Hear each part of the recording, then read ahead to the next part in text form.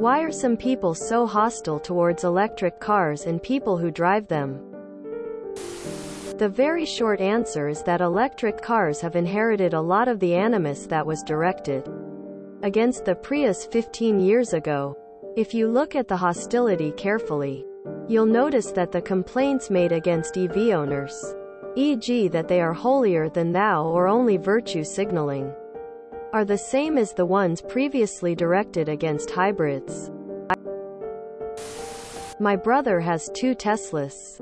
One for him, one for his wife. He has solar panels on the roof.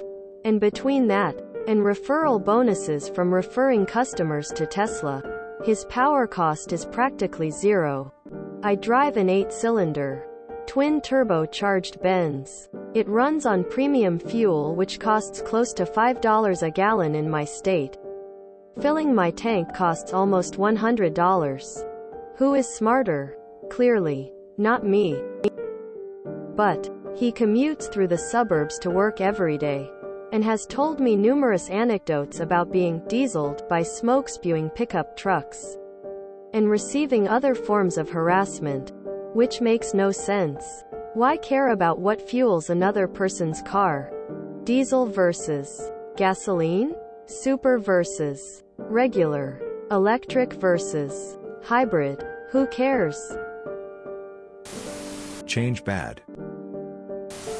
I helped market electric vehicles from 2009 through 2012. We did focus groups.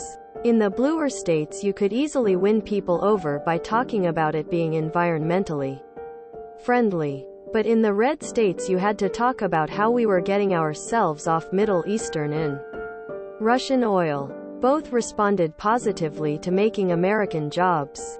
What this does point to is something all of us already know. That a schism exists in the United States and people look at things entirely different ways. Some embrace change and others do not.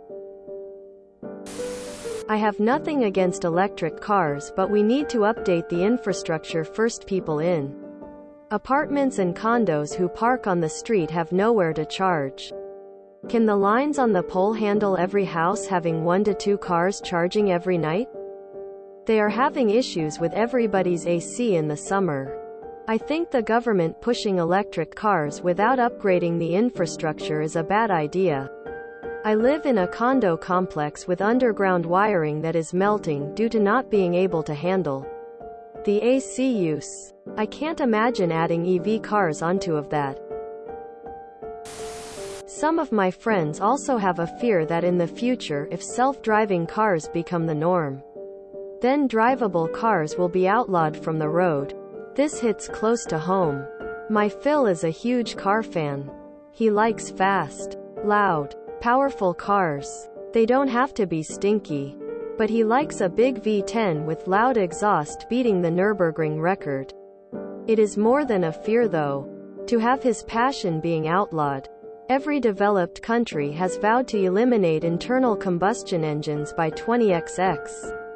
Every person supporting electric cars is a threat to his passion. Because it became political, a lot of people associate electric cars with left-wing people trying to save the earth. Worth noting, unless the person answering is one of the hostile people, what you are reading is pure speculation and projection. Real answer. Conditioning from politicians and oil lobbyists. My father was always against electric cars until I took him into a Tesla shop and showed him how they actually work. Everyone has known for decades that fossil fuels will eventually run out. And the more we use today means the less we have available for tomorrow. A lot of people choose to drive larger, less fuel-efficient vehicles for whatever reasons. When one of these folks see an electric vehicle, or more traditionally a subcompact car, it forces them to recognize that they are burning through humanity's allotment of fossil fuels faster than their neighbor. This conflicts with their deeply held belief that they are a good person. The resolution of this cognitive dissonance is to decide that the person driving the Smaller, electric vehicle is actually the bad guy because they made a different choice than the gas guzzler driving good person. As a vegan, I've encountered much hostility. The most common comment is, "What's wrong with you? Think you're too good to eat meat?" I've even had people tell me I need to die for being vegan. My main reason for being vegan is food allergies. All of these are probably accurate answers, but as an American who has many gearhead friends, I can try to explain their position. So cars, like guns, have always been a huge part of modern American culture.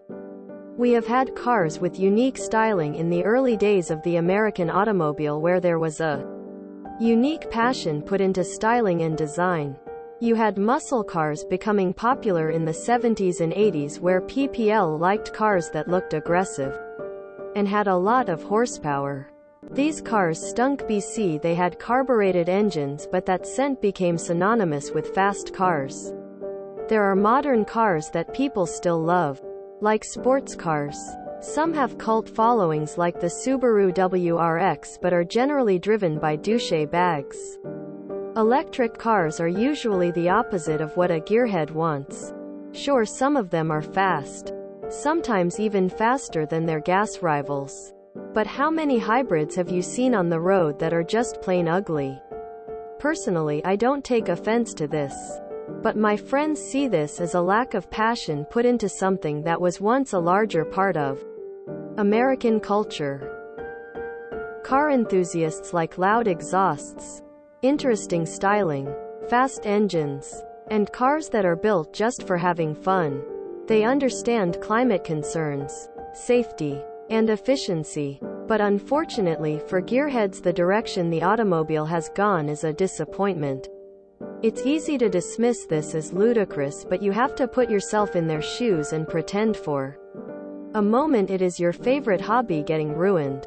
Some of my friends also have a fear that in the future, if self-driving cars become the norm, then drivable cars will be outlawed from the road.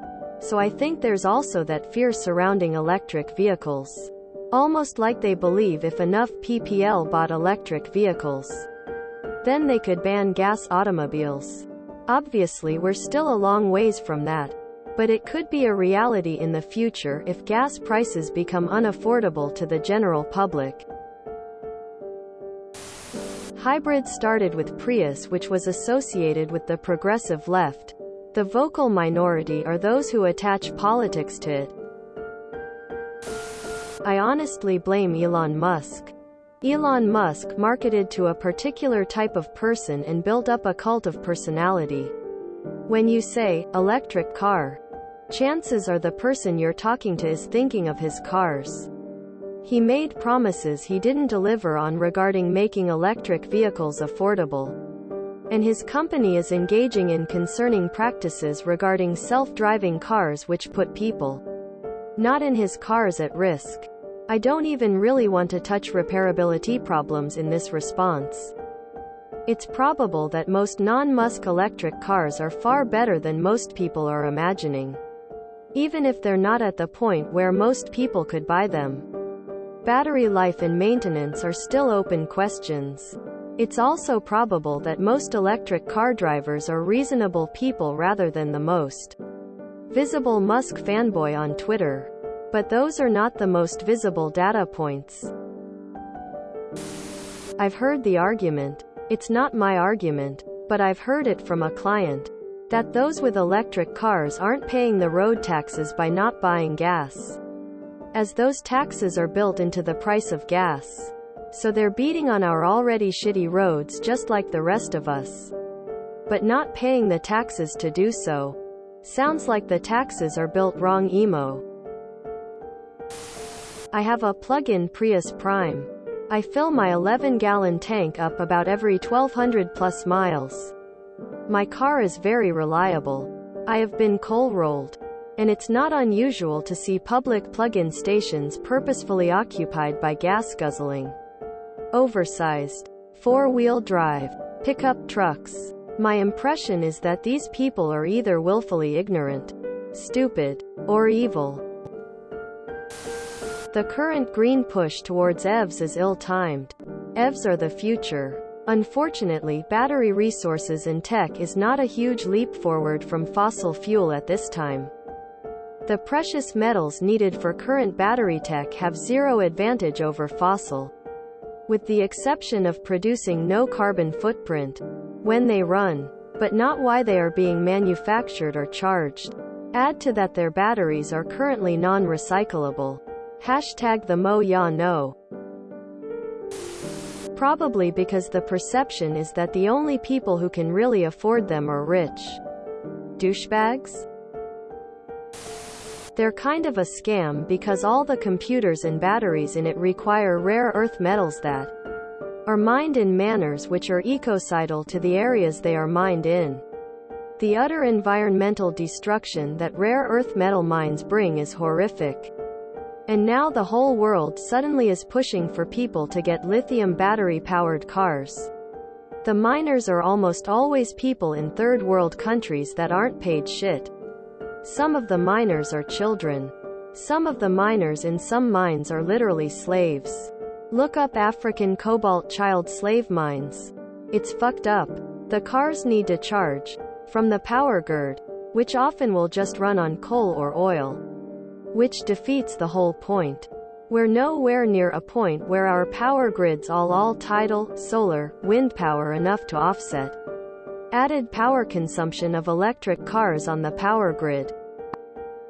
If everyone in every apartment building on every city block in every city is eventually running electric cars full-time, and they all get home from work every day and plug in their cars to the same power grid, which all their ACs and fridges and TVs and lights and computers are running on, that's a brownout.